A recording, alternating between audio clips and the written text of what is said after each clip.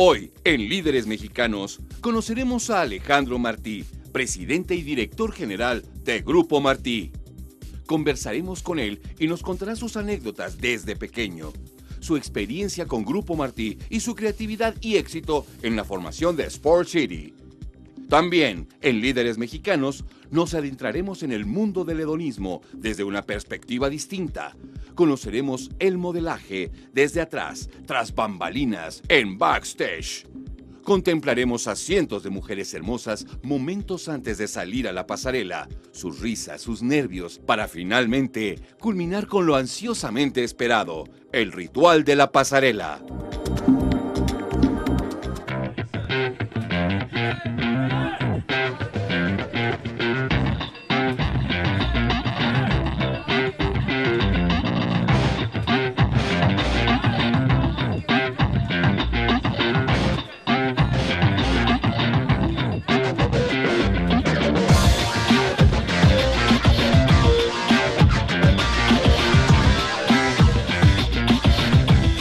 ¿Qué tal? Muy buenas tardes. Bienvenidos al programa de la revista Líderes Mexicanos aquí en Proyecto 40. Dicen que hay dos tipos de personas en este mundo, los que hacen ejercicio y los que no hacen ejercicio. ¿Usted de cuál es? ¿Qué les parecería empezar todas sus mañanas aquí haciendo ejercicio, vigorizándose, vitalizándose al máximo y saliendo a trabajar con otra forma de ver el mundo? Sería interesante, ¿no?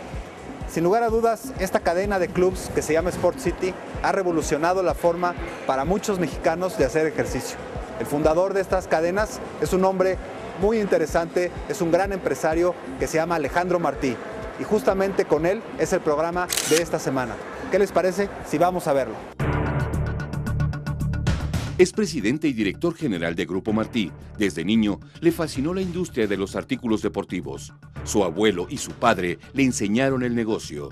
En 1968 fue testigo de que Grupo Martí fuera el proveedor oficial de los Juegos Olímpicos. Creció con esta importante empresa y la vio consolidarse. Después tomaría las riendas del negocio. Cansado de los gimnasios tradicionales, con esfuerzo y pasión, crearía Sport City. Él es Alejandro Martí, nuestro invitado especial del día de hoy. Su entrega y visión son dos de sus virtudes más destacadas. Son dos virtudes que lo conforman como un líder mexicano. Alejandro, pues gracias por recibirnos. Hombre, es un placer, muchas gracias. Me gustaría, Alejandro, empezar platicando contigo sobre la historia de Martí, porque pues, tu padre, tu abuelo estuvieron involucrados en la fundación de esta gran cadena de tiendas deportivas y me imagino que tú lo habrás vivido también con mucha intensidad desde muy niño. ¿Qué recuerdos tienes de esa época?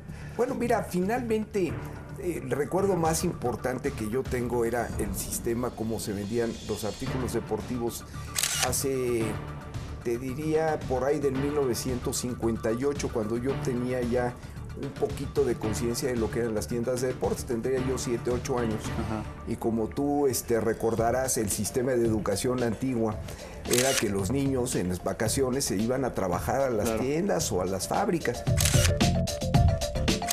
Yo me acuerdo las tiendas con unos mostradores de madera, unos pasillos, y luego atrás unas bodegas gigantescas, que era lo que a mí realmente me impresionaba. O sea, no existía el autoservicio, la gente llegaba a pedir la mercancía. Yo me acuerdo que era impresionante porque decías un balón, entonces apretabas un botoncito y pegabas un grito, balón de fútbol, no sé qué, y entonces te venía una maquinita, entonces entregas el balón, lo enseñabas y casi ponías uno y ibas sacando de uno en uno. Era una atención 100% personalizada. Una época de grandes inventarios, porque en aquel entonces casi todos importaban. ¿Qué experiencias, qué anécdotas te acuerdas de esa época? Bueno, yo acuerdo una chistosísima que a mí me encantaba. Cuando recién empezamos a hacer balones, que dejamos de importar balones de Inglaterra y empezamos a hacer balones de fútbol en México, en aquel entonces hacían en la cárcel de Oaxaca. Y la verdad es que algunos salían un poquito chuecos. Y teníamos un vendedor que era habilísimo, man. Entonces, un día le piden el balón, lo traen de la bodega y lo ponen en el mostrador y el balón empieza a moverse así como todo chueco. Y entonces le dice, oiga, señor, este balón está chueco. Dice, no, este es de nueva producción, es que estos balones los hicimos con chanfle automático. Y así lo vendieron seguramente. ¿Cómo lograron ir modernizándose? Porque finalmente hubo muchas cadenas o muchas tiendas de deportes en esa época, en los años 50, 60, que había en el centro, que había en muchos lados. Y viendo la historia después de muchos años, pues la única que se convirtió en gran cadena nacional de tiendas deportivas pues fue Martí. ¿Cómo se dio esa modernización, ese crecimiento? Yo creo que tuvimos nosotros, desde luego, yo diría que todas las cosas en la vida y todos los negocios en la vida se dan por factores un poquito de presentir qué es lo que la gente va a pedir, que mucha gente le llama visión, pero también las circunstancias y mucho la suerte. Yo siempre he pensado que esas tres cosas se tienen que conjugar.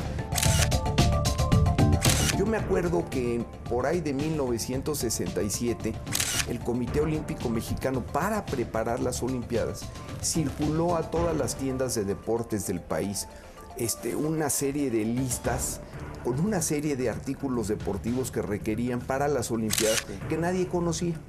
Mi padre en aquel entonces era un experto en cosas de atletismo y cosas de gimnasia porque siempre le ha gustado mucho. Y él quizá fue el único que en aquel entonces entendía y tenía los contactos internacionales. Logró cotizar todo lo que era la Olimpiada y en 1968 Deportes Martí fue el proveedor oficial de los Juegos Olímpicos.